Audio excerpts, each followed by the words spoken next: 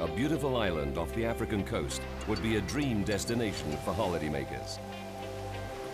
But a bomb at the airport diverts two jumbos to a tiny airstrip. In just 8 minutes, the worst aviation accident of all time takes the lives of 583 people. Now, with cutting-edge computer technology, we reveal exactly what went wrong. Disasters don't just happen. They're a chain of critical events. Unravel the fateful decisions in those final seconds from disaster.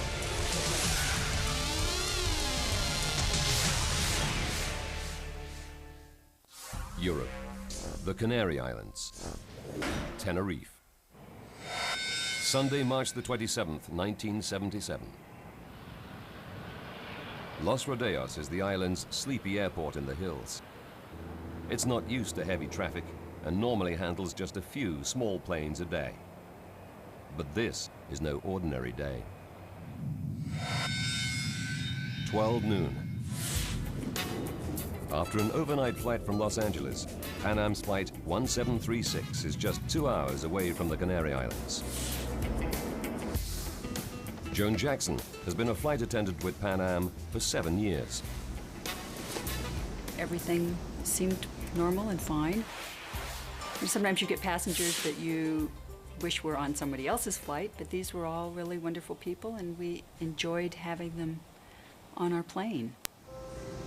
Jack Ridout is one of the 378 passengers happy that he's on board a 747. Back in the 70s, the 747 was the cat's meow. I mean, it was it. It was twice as big as any other airplane. Jack is traveling in style. He's taking his girlfriend, Joni, on a special vacation. It was a wonderful first-class trip. We went to the upper deck. In those days, it was kind of a cocktail lounge. Very nice. They're heading for Gran Canaria, the third largest of 7 Canary Islands, known for their stunning scenery. But as beautiful as the islands are, they also harbor a number of terrorist groups, eager to free the islands from Spanish rule.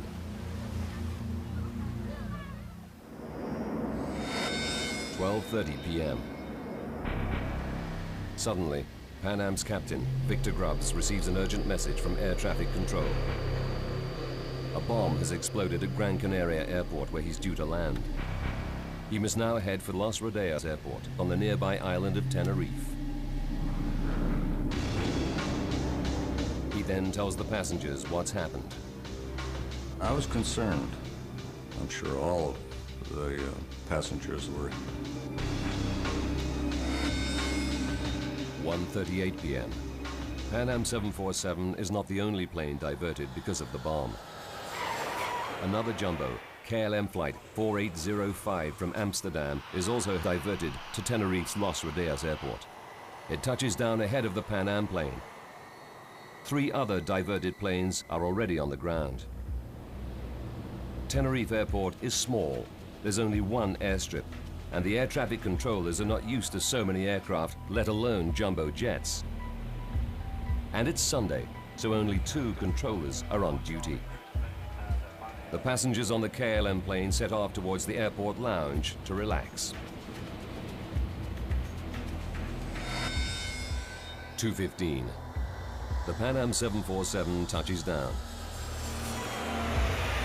It joins the KLM on the tarmac, waiting for Gran Canaria's airport to reopen. Gran Canaria is just a 25-minute hop away, but it could be some time before police there declare the airport safe from bombs. No one knows how long they'll be kept here. Tenerife's Los Rodeos Airport is situated in a valley, in the shadow of the great Mount Teide, the 3rd largest volcano on Earth. Teide dominates the island and even influences the weather. So far today, the sun is shining, but conditions can change at any moment. The airport is at an altitude of 632 meters above sea level. Low-lying clouds frequently roll down the mountains, shrouding the airport in heavy fog. But when the Pan Am plane lands, weather isn't a problem. The conditions were good. They were clear and a beautiful day. I noticed that the airport was in a little disrepair, medieval to say the best. Los Rodeos Airport opened in 1941. Facilities are severely limited. There's no radar to monitor planes on the ground. And today the runway center lights are out of service. With 5 big jets now diverted there as well, the airport can barely cope. The departure lounge is overcrowded. Passengers inside the Pan Am Jumbo are not allowed to leave the plane. The flight attendant opens the door to give the passengers some fresh air. I remember we were waiting. We were there long enough to be bored. Say, when are we going to go?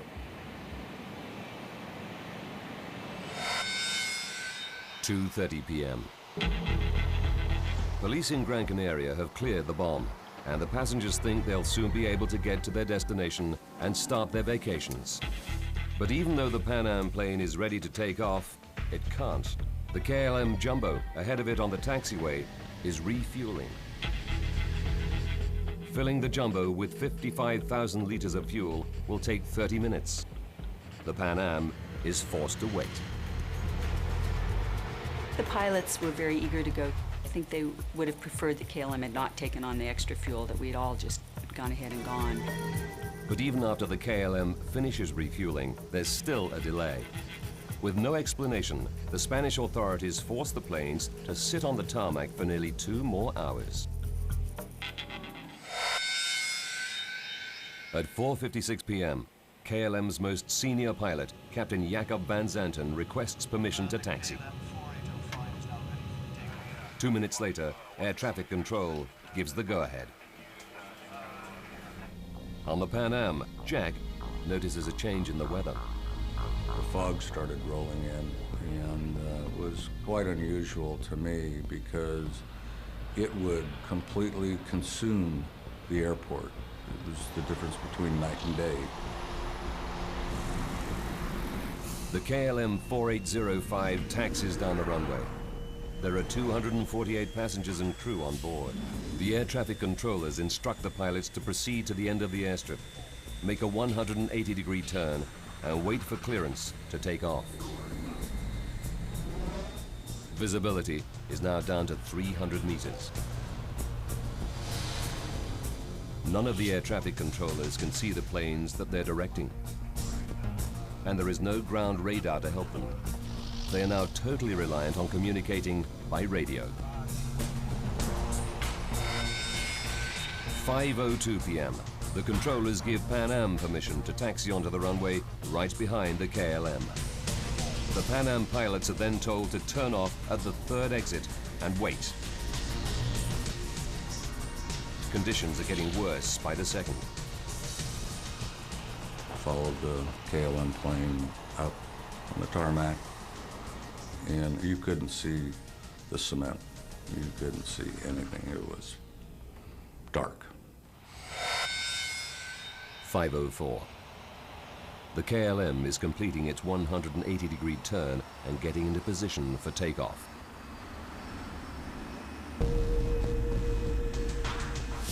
The Pan Am is still taxiing towards the KLM along the runway.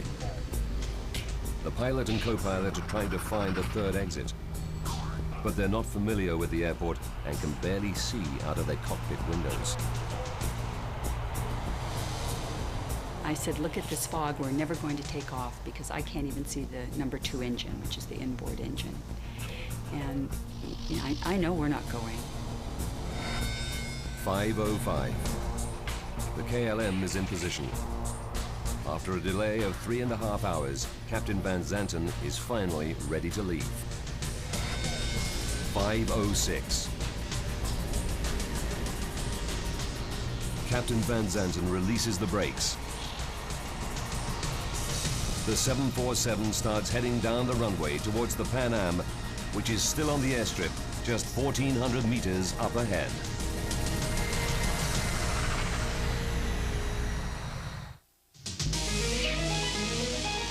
A KLM jumbo jet is heading down the runway in thick fog. But a Pan Am jumbo is still taxiing towards it on the same airstrip.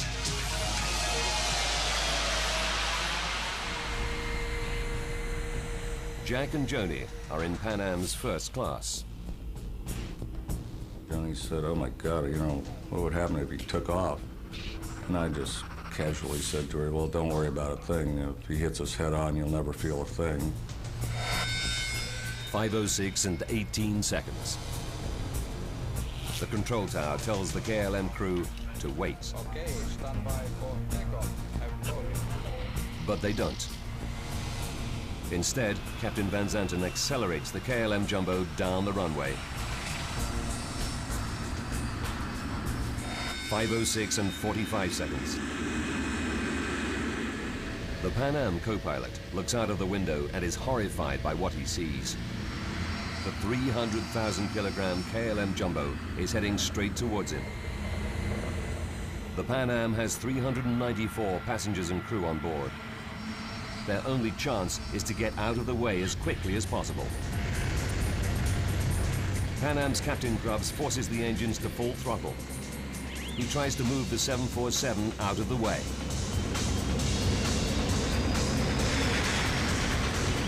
I heard the engines rev, and we made a really hard, sharp left-hand turn.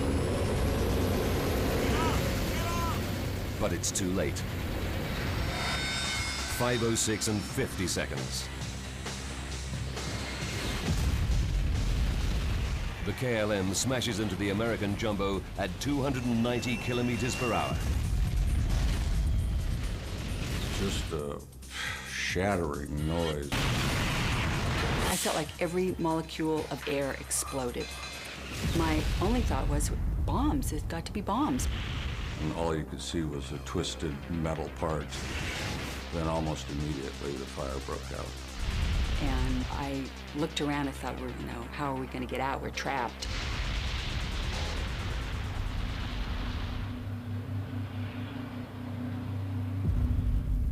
The air traffic controllers hear the explosions, but because of the fog, they can't see anything. They're unable to make radio contact with either plane.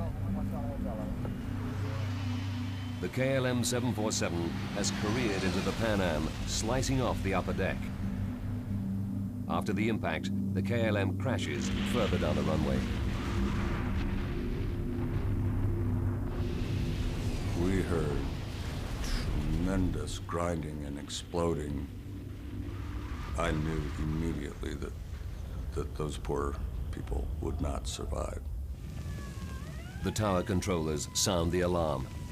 These first news pictures show the firefighters tackling the blaze which has engulfed the KLM. They can't find any survivors. Because of the fog, they have no idea that just 450 meters up the runway, the Pan Am jumbo is also in flames, with hundreds of people still on board. Without a moment's hesitation, Jack Ridout immediately sets about helping other passengers. There was raw fuel, and I had it all over me. I was drenched in it. I thought, we gotta get these people out of here. So I started just literally slinging people out that door. Meanwhile, Joan Jackson and another flight attendant are trying to escape. I think I must have gone through this hole, and I reached back down and said, "Suzanne, give me your hand," and pulled her out, and we found ourselves standing on top of the aircraft. The shattered Pan Am jumbo can no longer move, but its engines are still running at full power.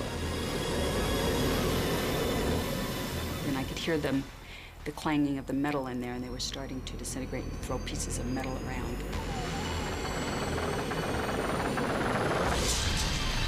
There was another explosion, and the flight attendant who had been helping people was killed instantly. She was decapitated, and it was not a pleasant sight. Joan and her colleague are still stuck on the roof of the plane. And I thought to myself, if we jump, we're going to have broken legs, so we're going to be able to get away from the plane if we have broken legs. But the plane begins to disintegrate beneath them. The fuselage where it had broken was kind of trailing down toward the ground. And I think we all just tried to leap for the ground and kind of get away from the plane. Another explosion blasts Jack out of the plane. Joni told me that I came out back forward. And when I became conscious, she said, "We got to get out of here." And we kind of staggered as far away from the plane as we could. And then finally, the last explosion just took everything out but the wings. Of 396 people on board, there are just 61 survivors. Joan Jackson and her colleague escape with bruises and scratches. We couldn't believe that we had so few people. We just kept looking around for the rest of the people and the rest of the crew. I kept thinking, if I walk around to the other side of the plane, I'm going to find 400 people and all my friends on the crew. But of course that wasn't the case, and we just couldn't believe it. Jack Ridout helped to rescue 12 people. He's left with third-degree burns on his head and arms. I guess this was kind of my own private Vietnam. It was awful. It was carnage. Everybody on the KLM 747 and most of those on the Pan Am have perished in the crash. It's the worst aviation accident in history. In all, 583 people have lost their lives.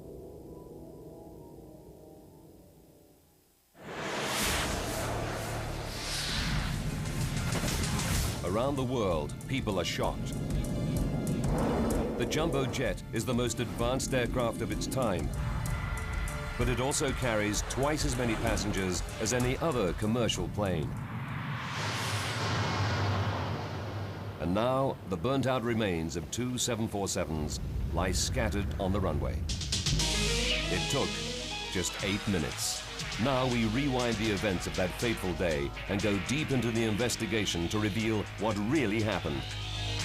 Advanced computer simulation will take us where no camera can go, into the heart of the disaster zone. The Spanish immediately bring in a team of specialists. Accident investigator Jaime Velarde leaves his home in Madrid at once, reaching Tenerife by first light. When we arrived, we actually noticed the sensation of the big catastrophe. Something like phantasmagorical, something of sadness, some sensation of disaster. Jaime Velarde hits the ground running. That is very important in an accident investigation, to be as fast as possible, as rapid as possible, because you see and photograph any evidence in his natural state. Investigators arrive from America and the Netherlands, representing the two countries whose planes have crashed. One of the Dutch team is Frans Earhart, who's stunned by what he sees. We were appalled. It was tremendous, the amount of wreckage.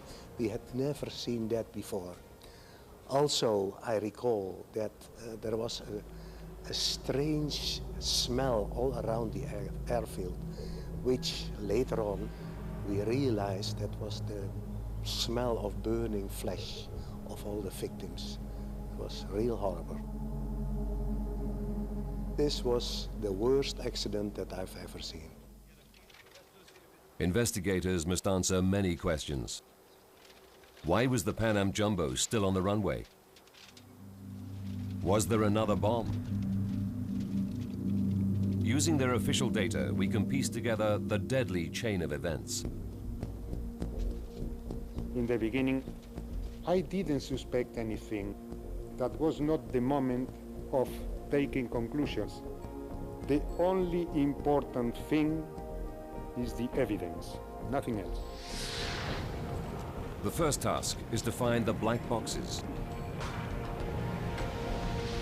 They contain vital voice recordings from inside both cockpits, as well as all the technical data. The investigators soon recover them, but there's a setback. The boxes are badly damaged. It may take weeks to decipher the recordings. In the meantime, investigators have to rely on the next best thing, the tapes from the air traffic control tower.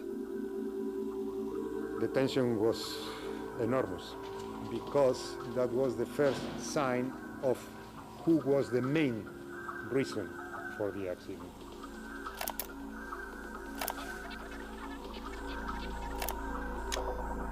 The investigators listen intently to the final moments before the crash. They need to find out why the KLM 747 took off while a Pan Am Jumbo was still on the runway. Did the tower controller give the pilot permission to depart? 1 minute, 23 seconds before the crash. The KLM completes its 180-degree turn at the end of the runway. The KLM 4805 is now ready for takeoff, and we're waiting for our ATC clearance. This is not a request for takeoff clearance, but a request for air traffic control clearance. The pilots are seeking directions for once they're airborne. The controller issues the ATC clearance, and the KLM co-pilot reads it back. 33 seconds before the collision. The tapes reveal that after reading back his ATC clearance, the KLM co-pilot makes an unusual statement. We're now at takeoff. American investigator Bill Edmonds is puzzled by what he heard. We couldn't understand exactly whether he was saying we are at takeoff or we are taking off. If we are at takeoff, that means we're ready to take off, or the other would be that they're actually in the process of taking off. 28 seconds. The Spanish air traffic controller also seems confused by what the KLM co-pilot has just said. Okay, stand by for takeoff. I will call you. Stand by is the last instruction from the tower to the KLM. They never issue takeoff clearance. Nevertheless, Captain Van Zanten accelerates down the runway. The control tower tapes seem to suggest that the Dutch pilot has made a serious error of judgment. This man, for reasons that we'll have to investigate, took off without permission. Van Zanten is one of Holland's star pilots. He was so highly regarded that KLM used his face in their advertising. He'd been a commercial pilot for 27 years and had flown more than 11,700 hours. It's shocking that such an experienced pilot would make such a drastic error. The evidence appears to be damning, but the investigation is far from over. Listening to the black box voice recorders is still several days away.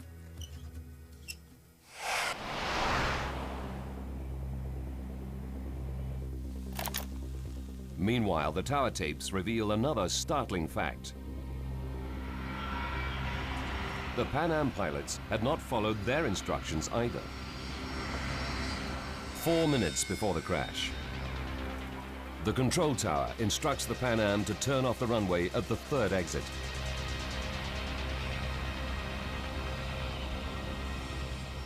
But investigators now know that the planes collided further up the runway, near the fourth exit, much closer to the KLM's takeoff position. Why did the Pan Am captain miss his turnoff?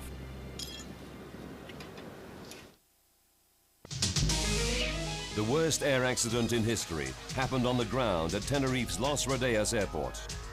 Control tower tapes have revealed that KLM pilot Jacob Van Zanten took off without clearance. Now, using advanced graphics based on the Spanish government's official report, we go deep into the investigation to discover exactly what went wrong. Investigators have made another startling revelation. The Pan Am overshot its exit and was in the way. Did Pan Am's Captain Grubbs make a fatal error?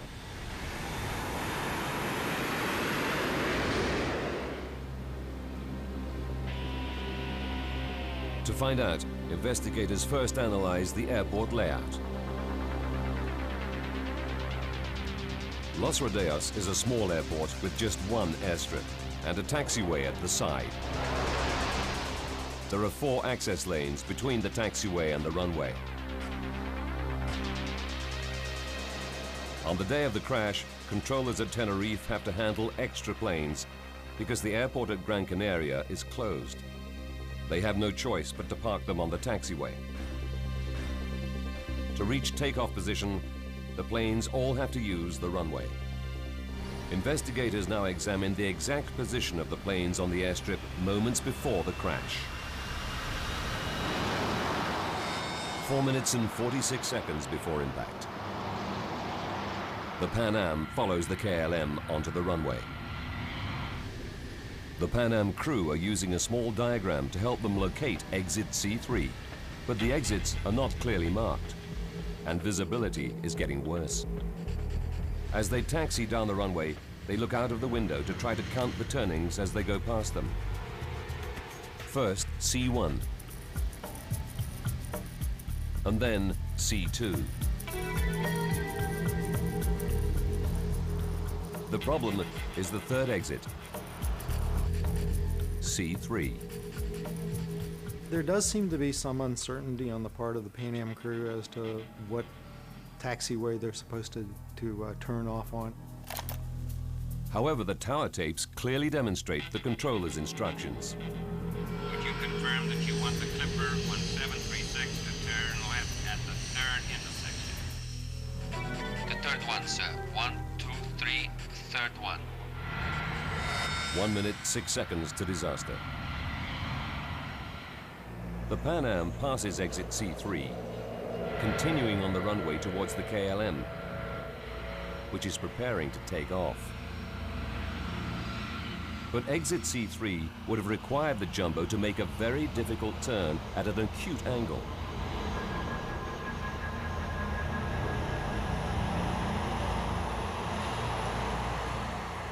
The American investigators believe it was a practical impossibility, and the crew may have thought so too.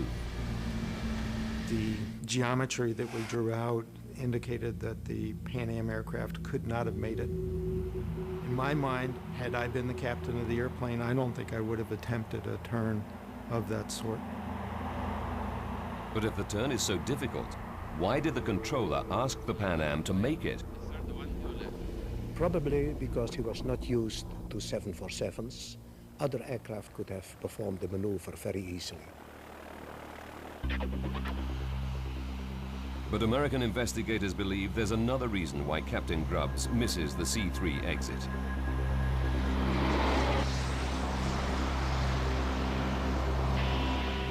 Just at the time he should be leaving the runway at exit C3, the Pan Am pilot is distracted by what he hears on his radio.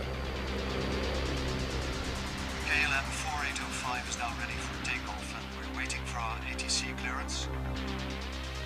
They probably would have been listening to the KLM aircraft rather than concentrating on turning off on the taxiway. 35 seconds to go. The KLM co-pilot tells control. We're now at takeoff. Immediately, the Pan Am co-pilot butts into the conversation. We're still taxiing down the runway, the Clipper 1736. Inside the KLM, the pilot and crew are getting all radio transmissions. They should hear that the Pan Am Jumbo is still on the runway ahead of them. But Captain Van Zanten, the most experienced pilot in the Dutch fleet, increases the thrust of his engines and accelerates down the airstrip.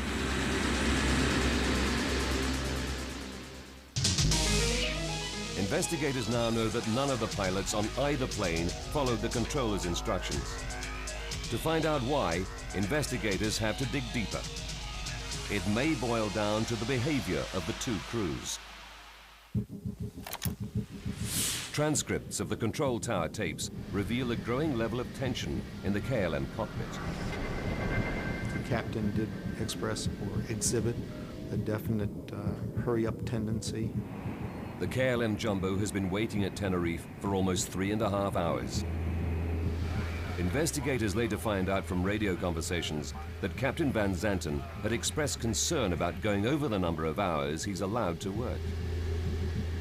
He still has to pick up 300 passengers in Gran Canaria to take back to Amsterdam. If he's late, the crew will be grounded for a rest period, and KLM will have to pay overnight accommodation for everyone on board. And now the fog is rolling in, causing very low visibility. He's feeling the pressure. I think every captain thinks that all the problems are on the ground, and as soon as you take off, problems are over.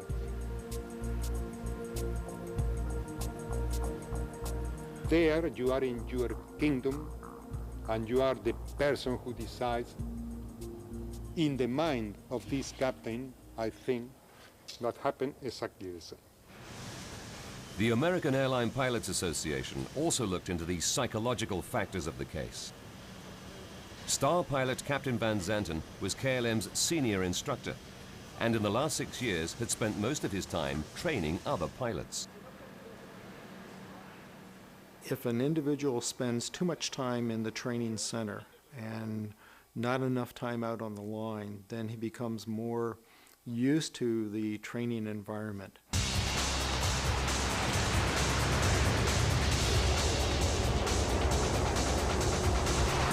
In fact, in the past 6 years, Captain Van Zanten had flown an average of just 21 hours per month, and he'd not flown at all in the last 12 weeks.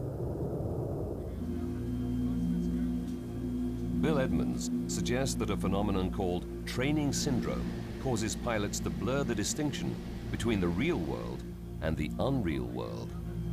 With a simulator, you go ahead and you fly a maneuver, you stop, you reset the simulator, you refly the maneuver. You kind of get used to jumping around, and you're ready to do something, and you go ahead and do that. In the simulator, the instructor acts as the controller. He usually issues ATC clearance and takeoff clearance to the crew. He wouldn't have to wait for clearance from a control tower. Captain Van Zanten was ready to perform his takeoff. At a certain point, all the parameters were satisfied for his takeoff, and he was ready to go. Not sure that he looked at the big picture of where they were on the runway, where other air traffic might have been, but he was ready to go. The effect of training syndrome on Van Zanten can never be proved. But another mystery remains. 18 seconds before the crash, Captain Van Zanten thrusts his engines into full power. 2 other crew members are sharing the controls. Why didn't they stop him?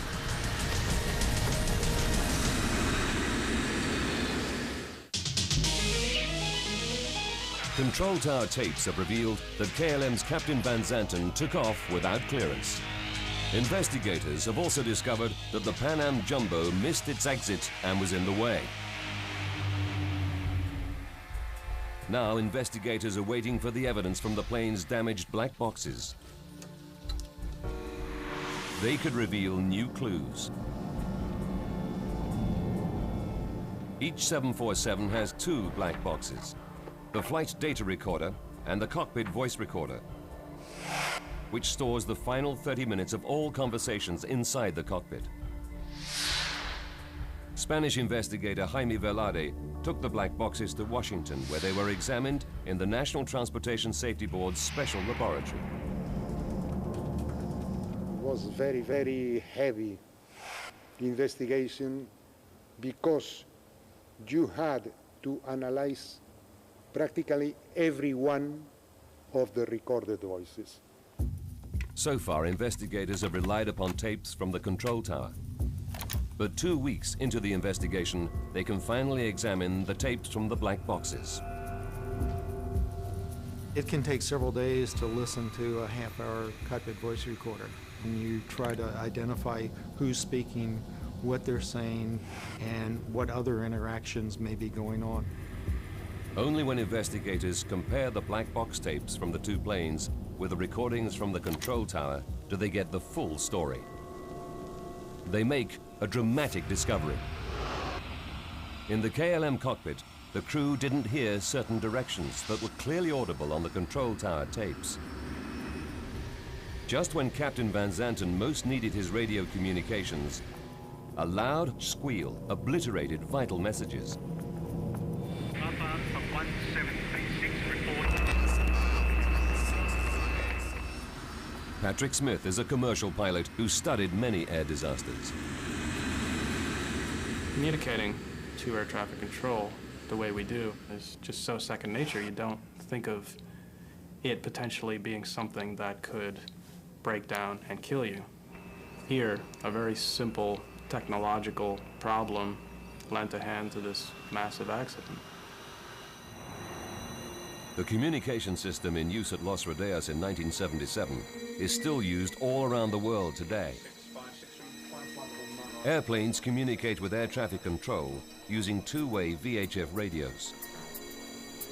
All the planes at the airport tune into the same frequency, so that not only can they receive their instructions, they can also hear what's going on around them. But the system has limitations.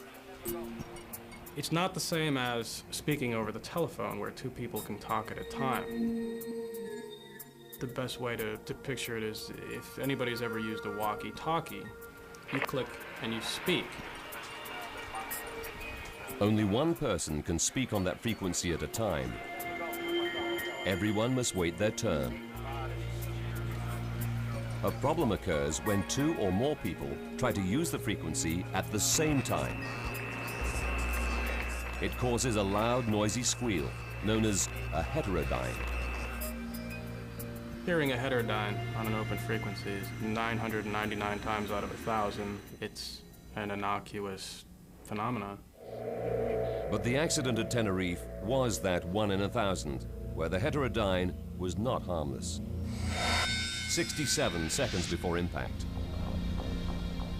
Captain Van Zanten has completed his difficult 180-degree turn at the end of the runway. The flight data recorder reveals that he opens the throttle. The cockpit voice recorder reveals that the co-pilot is alarmed. Wait a minute. We don't have an ATC clearance. Captain Van Zanten's reply is curt. No, I know that, but go ahead, ask. 44 seconds before impact. While the KLM co-pilot is reading back the ATC clearance to the controller, the data recorder reveals that Van Zanten has already begun to accelerate. He doesn't wait for the co-pilot to finish. 37 seconds. We're going. But the Pan Am Jumbo is still taxiing on the runway. From the tower tapes, investigators know the controller told the KLM plane to wait for takeoff clearance. Okay, stand by for takeoff. I will call you. At that exact moment, the Pan Am cockpit tapes reveal that the Pan Am crew also respond. We're still taxiing down the runway, the Clipper 1736. They're both responding at the same time. But the KLM cockpit tape reveals that because both Pan Am and the controller speak at the same time, it creates a heterodyne. Okay. Captain Van Zanten simply hears the word, okay. He doesn't hear the controller. Okay, stand by for takeoff. I will call you. Nor does he hear the Pan Am. We're still taxiing down the runway, the Clipper 1736. He continues accelerating down the runway. Either one of those statements should have stopped him in his tracks, but because those two transmissions were made simultaneously, all he heard was a garbled noise. Just 28 seconds later, the KLM Jumbo smashes into the Pan Am.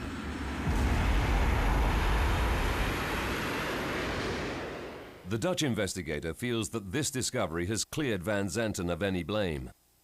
This was a breakthrough in our investigation, and I'm pretty sure that if the KLM had heard these messages, he would not have continued its takeoff. The interference happened 30 seconds before impact, blocking 2 vital messages. But even after that, the cockpit tapes reveal that Van Zanten had one final warning. 24 seconds before the crash, the Spanish controller makes a second call to Pan Am about its status on the runway. Papa Alpha 1736. Report runway clear. The Pan Am co-pilot responds. Okay, we'll report when we're clear. This conversation was definitely audible in the KLM cockpit, but only one member of the crew was aware of it. The flight engineer understood it, at least partially. The Pan Am, is he not clear? The captain that is in the middle of the takeoff said something. What you say? What do you say? The Pan Am, is he not clear? Van Zanten replied emphatically, Oh, yeah. Oh, yeah. And then flight engineer doesn't reply anymore. The flight engineer was the most junior member of the crew. Dismissed by his highly respected captain, he doesn't question him further. Both the Spanish and American investigators are critical of Captain Van Zanten's performance that day.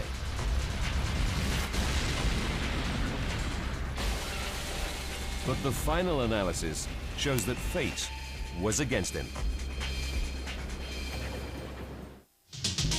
Captain Van Zanten took off without clearance and crashed the KLM Jumbo into a Pan Am 747 on the same runway. However, investigators now discover that he made one final attempt to avert disaster. Just seconds before he slammed into Pan Am, Captain Van Zanten tried to lift the KLM plane over the top of it. He pulled the nose up so sharply that the tail scraped the runway. He nearly made it. The nose and front wheel cleared the Pan Am, but the Jumbo still couldn't climb high enough. The KLM's #1 engine only had to graze the tip of Pan Am's right side to bring catastrophe. The final irony was that Captain Van Zanten had taken on an extra 55,000 liters of fuel to save refueling time later in Gran Canaria. It was this extra fuel that may have made the Jumbo just too heavy to climb the extra few meters in height that could have prevented the disaster. The refueling of KLM can be considered as a factor. Of course, when you are more heavy, your takeoff run is longer. The disaster at Tenerife was caused by a chain of events combining both human error and technical failure. Pilot and aviation writer Patrick Smith believes that new technology can stop VHF radio squeals and help prevent future accidents. Heterodynes are preventable. There is a blocking device that can be inserted into the communication systems of airliners that prevents simultaneous transmission. Anybody who attempts a simultaneous transmission will be blocked out from speaking over the microphone. Aircraft engineers can fit anti-blocking units for just $13,000. A small amount compared to a new plane's price tag of up to $200 million. However, although some airlines are voluntarily installing them, it's not yet a legal requirement. Investigators finally pieced together the critical events that led to the tragedy at Tenerife. First, the air traffic controllers instructed 2 747s to taxi onto the same active runway at the same time. Then, in heavy fog and confused by the runway layout, the Pan Am pilot missed his exit and taxied too far. Just seconds later, Dutch pilot Captain Van Zanten began his takeoff without clearance. Finally, a loud squeal in the KLM cockpit prevented the captain from receiving vital messages which may have stopped him in his tracks. For the survivors of Tenerife, the nightmare continued for many months. I found that I was frightened of everything. I didn't want to ride in a car. I didn't want to let my husband out of my sight. I almost wanted to be in my apartment with the curtains drawn and like you see the people in the movies that are afraid of everything. After counseling, Joan managed to return to flying 3 months later. Well, I'm still a flight attendant today. I have 34 years of flying, and I will probably be flying another 6, 8 years. I love seeing the world. Back home in San Diego, Jack's story made the news. Jack Ridout is a survivor and is credited with the rescue of a dozen other passengers on a Pan Am 747, the nightmare of Tenerife. The thing that no one can ever understand until I've been involved in a situation like this is that the ramifications go on year after year. I live with the images probably for the first year, every night, most nights. Jack's rescue efforts were recognized by President Carter, who sent him a letter of gratitude on behalf of the nation.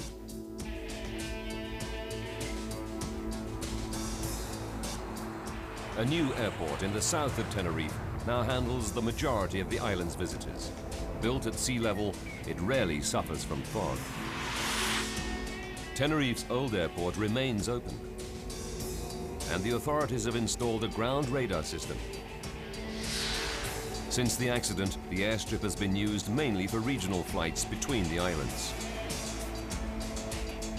But today, a vast increase in tourism has seen the return of large aircraft, both landing and taking off in the fog at Tenerife's Los Rodeos Airport.